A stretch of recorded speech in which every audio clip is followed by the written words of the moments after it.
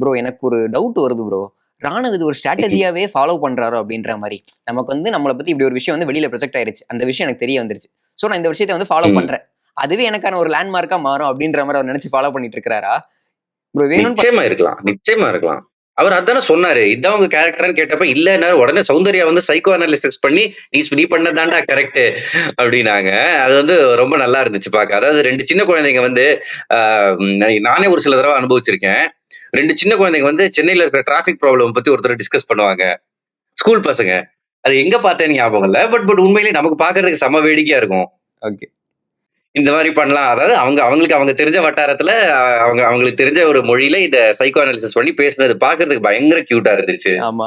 விஜய் சேதுபதியுமே ஒரு பட்டுன்னு ஒரு கலாய போட்டு போயிட்டாரு. உங்க சிந்தனை கெட் வெல் சூன் ராணவ் அப்படின்ற மாரி சொல்லிட்டு போனாரு. அவர் யோசிச்சா ஆமா. பெட்டரா பின்ன ஒரு அட்வைஸ் சொல்ல சொன்னா அவருக்கு ஆக்சுவலா தெரியலன்னு நெனைக்கிறேன். அட்வைஸ் சொல்ல சொன்னா அது சொல்ல தெரியல. ரெசல்யூஷன் சொல்ல சொன்னா சொல்ல தெரியல. கடைசியில அவர் சொல்லி ப்ராம்ப்டிங் வாங்கி இவர் டயலாக் பேசிக்கிட்டு இருக்காரு. கேம் விளையாட சொன்னாலும் வேற எதையாச்சும் விளையாண்டுட்டு இருக்காரு.